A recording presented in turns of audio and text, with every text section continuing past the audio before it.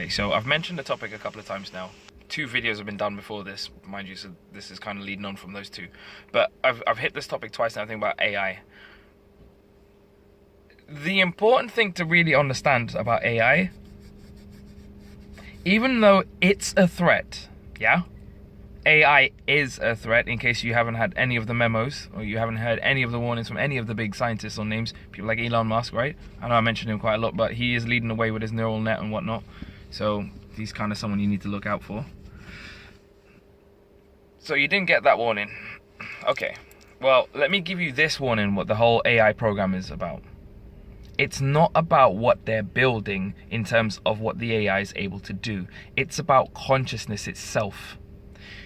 They want to know if they can build the hardware capable of storing consciousness into an actual bit of hardware, right? That's what the process is all about. The moment they have mastered AI, right, then they have the ability and they know exactly what's needed to store consciousness. Now, we've all seen it in Hollywood movies about immortality and going transhumanism and, transferring your consciousness. I think Johnny Depp did a movie about this. Lucy, Morgan Freeman striking again there. That same girl from there, Scarlett Johansson, she's in another movie as well. Ghost in the Machine? Ghost in the Shell. Ghost in the Machine, whatever. But it's all been about transfer of consciousness. So let's link 2 things together here now for a second. So I made another video about quantum computers and them being an interdimensional communication system. And AI is about storing consciousness.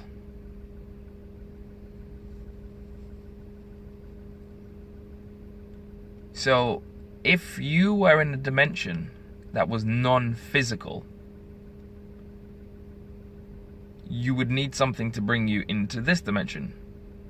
Again, it's just a simple bit of critical thinking, right? If you're able to communicate with another consciousness, but it's non-physical, you would need a way to harness and create a vessel for it. Now, regardless of what faith you follow, if you follow one, or basically all of them are built on pretty much the same thing, that a human has been a vessel for something else other than itself at some point, something else bigger than us. It's always been there. It just seems like now, with them being so close, they're actually going to build a machine for this actual consciousness to move into. And think about that for a second, because they've just given Sophia arms and legs. Again, for those of you who don't know, she's, I don't know what to say, because she's a citizen of Saudi Arabia. So I don't know if she's covered under human rights. I know at the moment they're discussing robot rights, because apparently it's a thing. If she's a citizen, she has to have rights, but no one knows how to, yeah, well, what times are we living in? Yeah. Just have to laugh and shrug it off. But in any case, so they've just given her arms and legs. So she can now walk around. Okay. And she's conscious. Okay. Can you not see the connection yet? Can you not see where this is going? Can you not see that it's just a matter of time before they are able to use... hang on. Jody Rose. He's working on something new over at Kindred. His new company. He just left D-Wave, who built the quantum computer.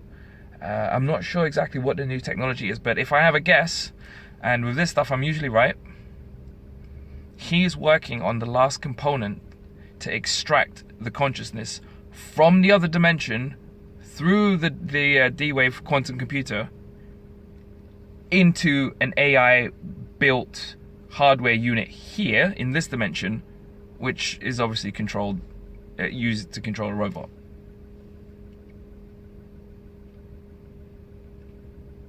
That's interesting.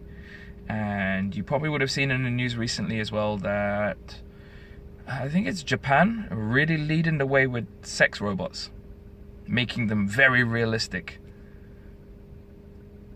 And then I heard something yesterday about cloning. They've just cloned some monkeys.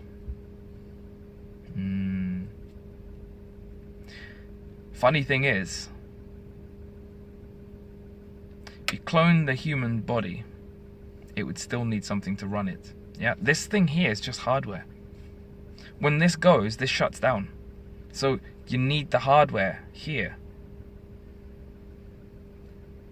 But then you have to have the software to run all the programs that control everything else, right? That control your senses and all your other functions. So if they're working on that final bit of technology now, that'd be very interesting if they don't already have it, to be honest. So clone. You know what? The weirdest thing is, I'd seen videos like this floating around the internet for years. Supposed interviews and whatnot with various people who are stating that they're whistleblowing about cloning programs and whatnot, and that various celebrities have been taken and cloned and whatnot. And for a large part of it, I thought, I don't know, man. Because I'm not one to just believe something for the sake of believing it, or just because it sounds ridiculous or whatever. I'm a bit skeptical with everything. And skepticism, especially in the world that we live in, is good.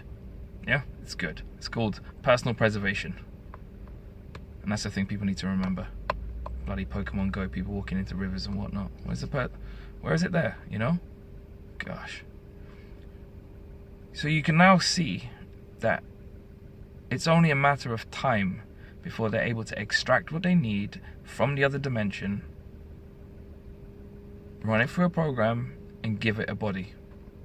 Whether that's going to be an organic one, or a mechanical one, or even, God, for all we know, it's a hybrid one.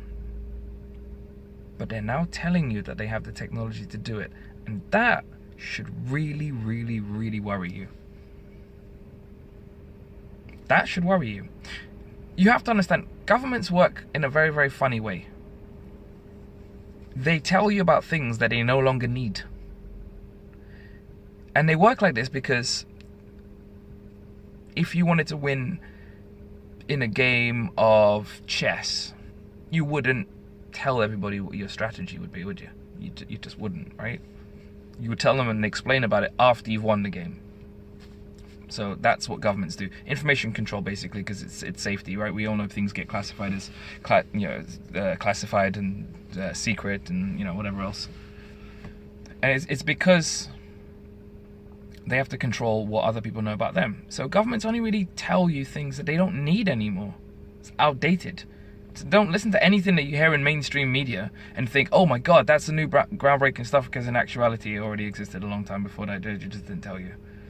They just didn't tell you. So the fact that they're telling you about this stuff now, and now we know that CRISPR, and if you don't know about CRISPR, go and do some digging into it. It's basically the new technology where they can, it's like gene splicing, so they can go and edit DNA and change coding, which I imagine they can probably recode someone's DNA from preconception, I guess, or even at conception.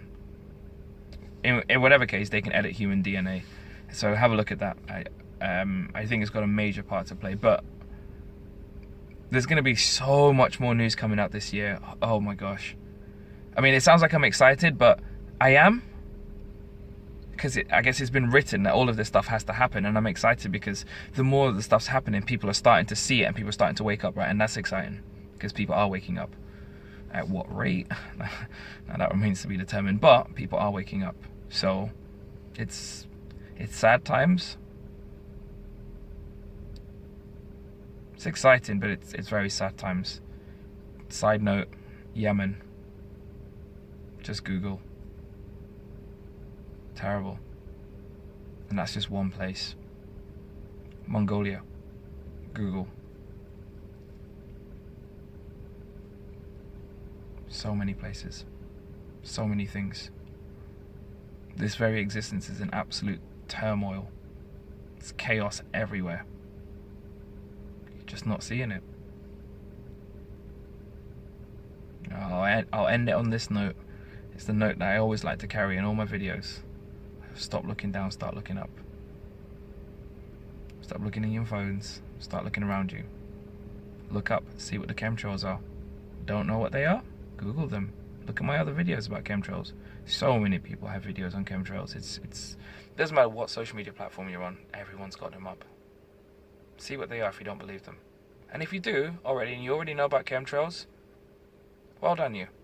It's good.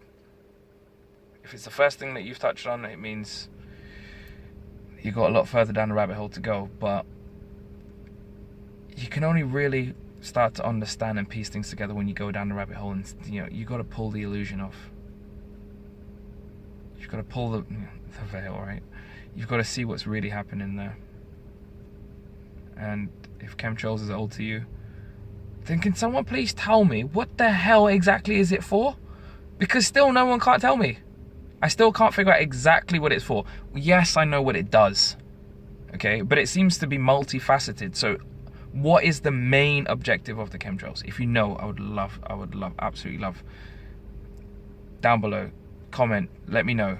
I think it's mainly about the barium in there. From all of the stuff that I've been looking at, I think it's mainly about the barium, to be honest. And how it's going to be connected to the 5G grid. Nanoparticulates, it's in there somewhere. It seems to tie into the 5G grid. Not quite sure how. If anyone's got anything to fill in the blanks, please let me know. But I'm all done now. I'll try and make some videos again next week. But follow me on Twitter. I'll put the link in the descriptions. And I'm rubbish at doing that kind of stuff. But it's they lied _ to you. Just have a look on there. But stay safe. Stay prepared, yeah, because you can be 5 years too early, right? But don't be 5 minutes late. Just don't do it.